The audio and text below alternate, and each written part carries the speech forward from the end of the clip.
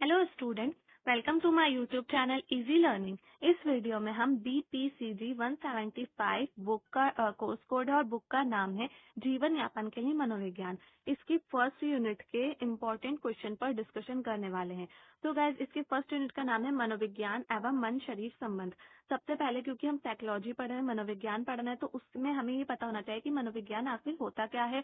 और ये जो बुक है हमारी, तो हमारी जो जैसे कि हमारी डेली लाइफ में जो साइकोलॉजी है, मनोविज्ञान है, उसका किस किस तरह से यूज करते हैं लोग, किस तरह से उसका अध्ययन किया जाता है, तो उसके बारे में हमारी बुक है।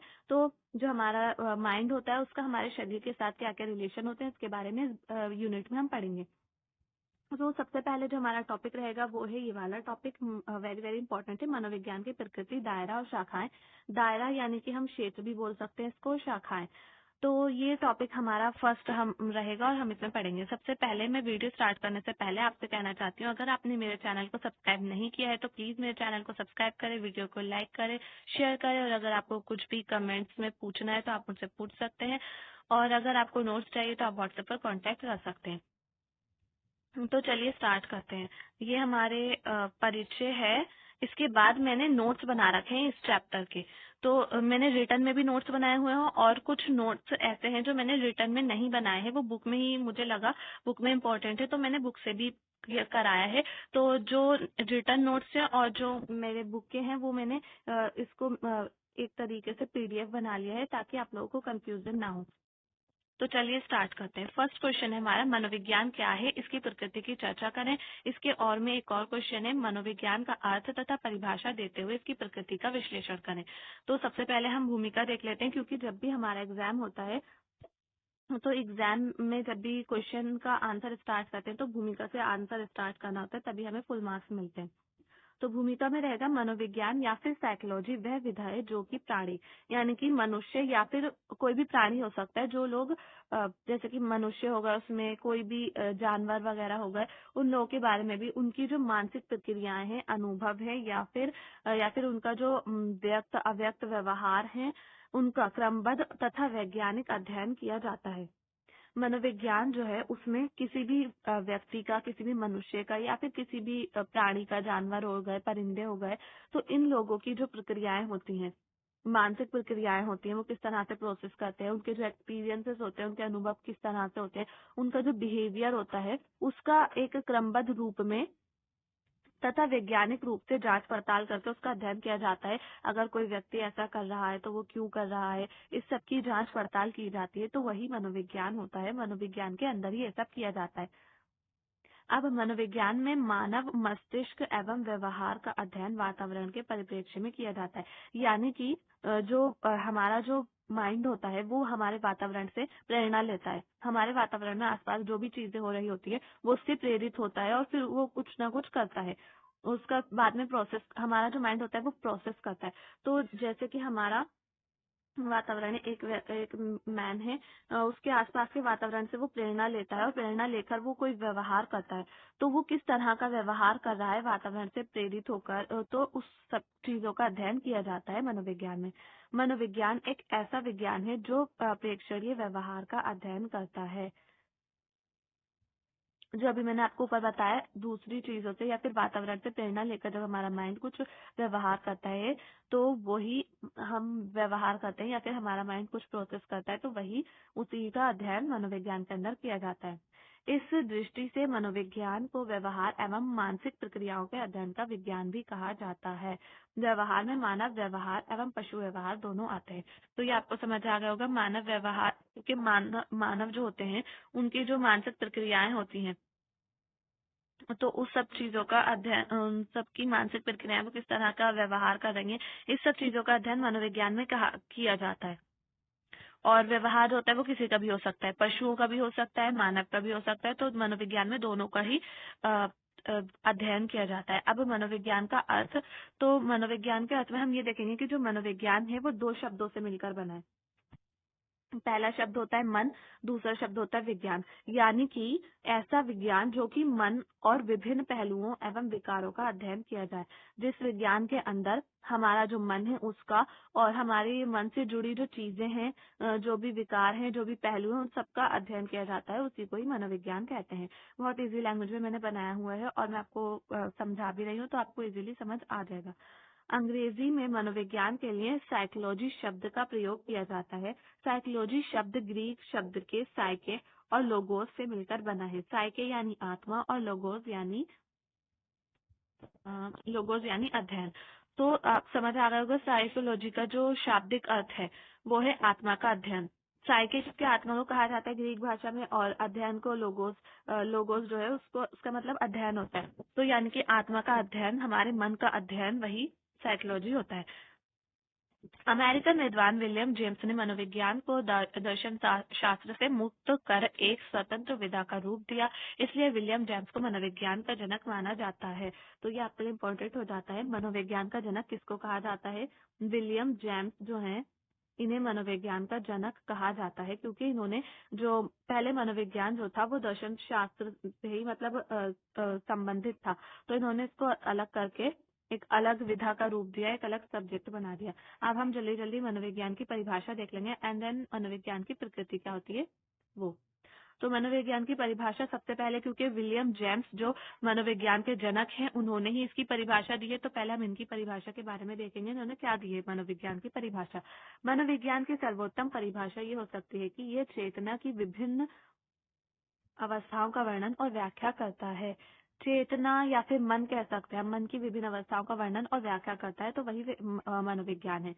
अब इसके बाद सेकंड जो परिभाषा है वो है वुडवर्थ। वुडवर्थ ने दी है मनोविज्ञान वातावरण से संबंधित व्यक्ति की क्रियाओं का विज्ञान है, यानी कि वातावरण, किसी व्यक्ति, कोई व्यक्ति वातावरण से किस तरह से प्रेरित होकर व्यवहार कर रहा है, उसका ही वो मनोविज्ञान जो है उसी का विज्ञान है।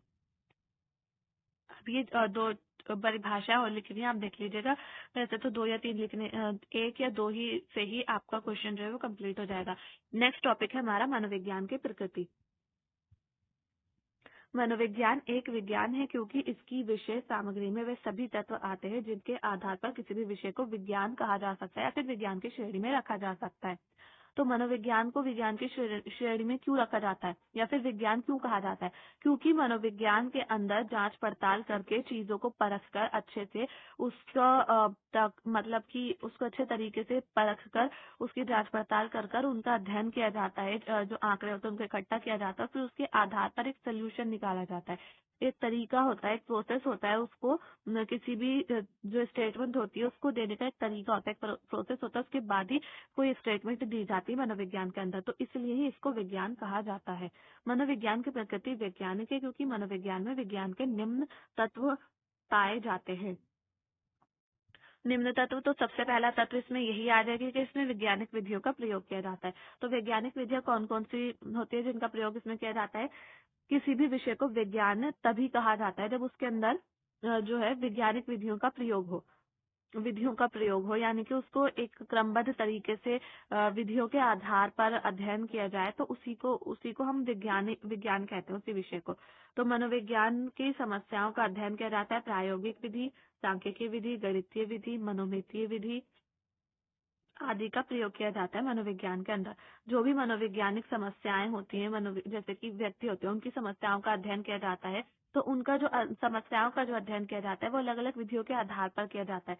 जैसे कि प्रयोगात्मक विधि, कभी कभार जो साइकोलॉजिस्ट होते हैं, तो वो लोग जो होते हैं प्रयोगों के आधार पर प्रयोग करते हैं, व्यक्तियों पर प्रयोग करते हैं, तो उनको वो प्रायोगिक विधि हो जाती है। फिर सांख्यिकीय विधि, गणितीय विधि, ऐसी बहुत सारी विधियां होती है जिनके आधार पर जो है व्यक्तियों का अध्ययन किया जाता है कि वो किस तरह का बिहेव कर रहे हैं, क्यों कर रहे हैं। तो ये सारी चीजों का जब अध्ययन किया जाता है वो वैज्ञानिक विधियों के आधार पर किया जाता है और इसलिए उसको मनोविज्ञान कहा जाता है।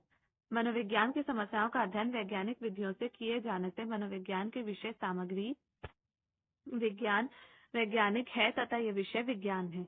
तो आई होप ये आपको समझ आ गया होगा। दूसरा, प्रमाणिकता। इसकी जो दूसरा पॉइंट है या फिर तत्व हम कह सकते हैं वो है प्रमाणिकता।